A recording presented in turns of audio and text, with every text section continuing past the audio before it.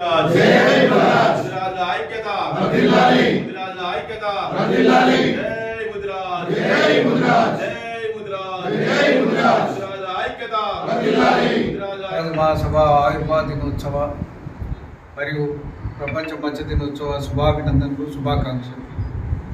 మనం ముదిరాజ్ మహాసభని ప్రారంభించి 10 ఏళ్ల కాలం గడుస్తున్న సందర్భంగా ఈరోజు చేస్తున్న ఆవిర్భావ దినోత్సవానికి ఒక ప్రత్యేకత ఉంది. ఇవాళ రాష్ట్ర వ్యాప్తంగా మనం విస్తరించి రాష్ట్రంలో అనేక ప్రాంతాల్లో ఈ కార్యక్రమాన్ని పల్లెపల్లెలో మన ముదిరాజ్ బంధువులు నిర్వహిస్తున్నారు. ప్రతి సంవత్సరం దీన్ని ఒక సాంప్రదాయంగా ప్రతి సంవత్సరం మన జెండాలు ఎగరాలి, మన ఆత్మగౌరవం నిలబడాలి, మన అస్తిత్వాన్ని సమాజం గుర్తించే విధంగా మనం కార్యక్రమాలు చేయాలన్న సంకల్పం కొద్దీ మనం ఈ కార్యక్రమాలు చేస్తున్నాం. మనం అనేక విషయాల్లో కొంత విజయాలు సాధించినప్పటికీ కూడా ప్రధానంగా మత్స్య పరిశ్రమ మీద మనం దృష్టి సారించి మత్స్యకారులకు ఇన్సూరెన్స్ సౌకర్యాలు కావచ్చు, లేదా ముదిరాజులకు సంబంధించిన చెరువులు కుంటల్ని మనం మత్స్యశాఖకు బదలాయించడంలో కావచ్చు, అదేవిధంగా ముదిరాజ్ అనే పేరు లేదన్న పేరుతో మనల్ని మత్స్యకారులుగా గుర్తించమని కొద్దిమంది చేస్తున్న బాధలను తిప్పికొట్టడంలో జీవో 4 తీసుకురావడం కావచ్చు. ఇట్లా అనేక జీవో నెంబర్ 6 ద్వారా నీటిపారుదల ఉన్న చెరువులు కుంటల్లో ఎకరానికే సభ్యత్వం తీసుకురావడం కావచ్చు.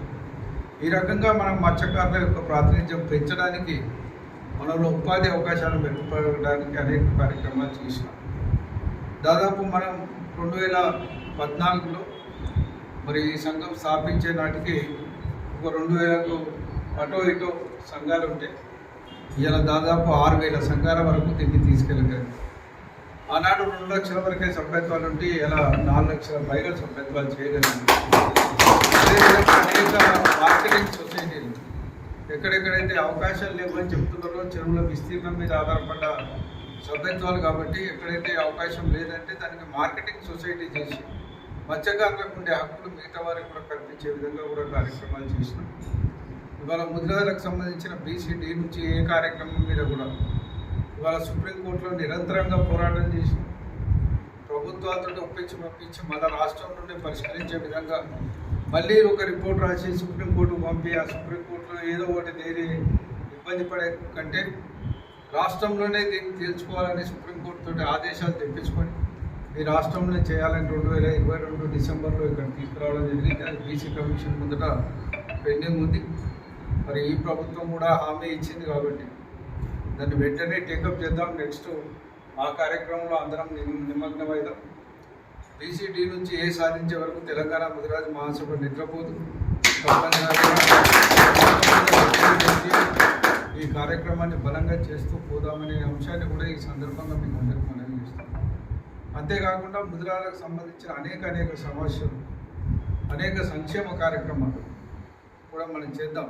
ఇప్పటికే 22 ప్రాంతాల్లో, అవి జిల్లా కేంద్రాలు కావచ్చు, నియోజకవర్గ కేంద్రాలు కావచ్చు, 22 ప్రాంతాలలో భవనాలు నిర్మించడానికి స్థలాల సేకరణ చేసినాం. దాంట్లో ఇలా సిద్దిపేటలో భవనమే కంప్లీట్ అయింది, గజ్వేల్లో ఫంక్షన్ హాల్ కంప్లీట్ అయింది, డైనింగ్ హాల్ కంప్లీట్ కావాల్సింది. ఇవాళ మెదక్లో స్థలాన్ని సేకరణ చేసినాం, సంగారెడ్డిలో చేసినాం, ఇవాళ నల్గొండలో చేసినాం, మహబూబ్నగర్లో చేసినాం, కొడంగల్లో చేసినాం, గద్వాలలో చేసినాం. మరి అదేవిధంగా అనేక ప్రాంతాల్లో సిరిసిల్లలో చేసినాం. అనేక ప్రాంతాల్లో స్థలాలు కూడా సేకరించడం జరిగింది. వాటిని కూడా కామారెడ్డిలో చేసినాం. వాటిని కాపాడుకోవాల్సిన అవసరం కూడా ఉంది. దానికి కూడా త్వరలో ఒక కమిటీ నిర్మాణం చేసి ఆ కమిటీల ఆధ్వర్యంలో రాష్ట్ర వ్యాప్తంగా స్థలాల సేకరణ, స్థలాలని కాపాడుకోవడం, వాటికి ఏదైనా నిర్మాణం రూపాలించే విధంగా కూడా ముదిరాజ్ మహాసభ పనిచేయాలనే కార్యాచరణ కూడా రూపొందించుకుంటుందనే విషయాన్ని కూడా ఈ సందర్భంగానే మనం చేస్తున్నాం. ముఖ్యంగా అంతేకాకుండా నాకు వచ్చిన నిధుల్ని ఇప్పటి వరకు ఎన్ని నిధులు వస్తే అన్నీ మన ముదిరాజ్ భవనాలకే ఇచ్చిన ఏకైక వ్యక్తి నేనే. ఎమ్మెల్సీగా ఎంత డబ్బు వస్తే అంత ఏ పల్లెలో నాకు వచ్చినంత, వాళ్ళకు అవసరం ఉన్నంత 5 నుంచి 10 లక్షల వరకు భవనాలకు ఇచ్చి అనేక ప్రాంతాల్లో వాళ్ళ భవనాల నిర్మాణానికి కూడా నేను బోధన చేస్తున్నాను.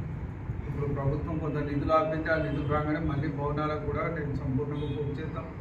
మరి కోకాపేటలో భవన నిర్మాణానికి కూడా కొంత మనం ప్రభుత్వాలు మారడం వల్ల ఇబ్బంది ఏర్పడ్డది. 5 కోట్ల రూపాయలు మాత్రమే దానికి బడ్జెట్ ఉన్నది.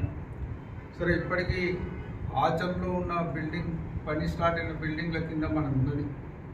త్వరలో ఇప్పుడు ప్రభుత్వంలో ఉన్న మిత్రులు వాకిటి శ్రీగారు కావచ్చు, జ్ఞానేశ్వర్ గారు కావచ్చు, మధు గారు కావచ్చు, ఇంకా మిగతా మిత్రులందరినీ కూడా ఎవరైతే ప్రభుత్వంలో కొంత ప్రజలకు తేగలుగుతారో వాళ్ళని కూడా తీసుకొని వాళ్ళందరి ఆధ్వర్యంలో ఆ భవన నిర్మాణాన్ని కూడా త్వరలో మళ్ళీ పునఃప్రారంభించి త్వరలో కంప్లీట్ చేద్దామనే మాట. దీన్ని పూర్తి చేయడం ద్వారా ఒక ఆత్మగౌరవ భవనాన్ని మనం హైదరాబాద్లో నిలుపుకున్నాం. దానికి దాదాపు 50 కోట్ల రూపాయలు బడ్జెట్ అంచనా వేసుకున్నాం. దానికి పెద్ద ఎత్తున గ్రామీణ ప్రాంతాల్లో, పట్టణ ప్రాంతాల్లో కూడా విరాళాలు సేకరించాల్సిన అవసరం ఉంది, బాధ్యత ఉంది. 1 లక్ష రూపాయల కంటే పైన ఇచ్చిన వాళ్ళ పేర్లు శిలాఫలకాల మీద వేయాలనే ఒక ఆలోచన కూడా ఉంది.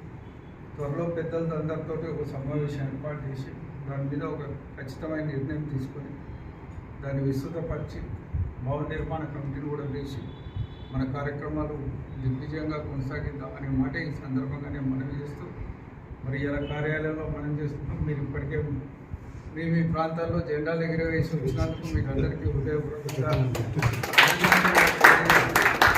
రానున్న రోజుల్లో ఇంకా మరింత ముందుగా ముదిరాజుల ఎజెండాని పల్లెలకు, పట్టణంలో, కండి ప్రాంతాలకు తీసుకెళ్లడంలో అందరం కలిసికట్టుగా కృషి చేద్దామని చెప్పి నేను మీకు అందరికీ మనపూర్వకంగా, వినయపూర్వకంగా మీకు అందరికీ విజ్ఞప్తి చేస్తూ సెలవు తీసుకుంటున్నాను. జై ముదిరాజ్, జై ముదిరాజ్, జై ముదిరాజ్, జై ముదిరాజ్, జై ముదిరాజ్, జై ముదిరాజ్.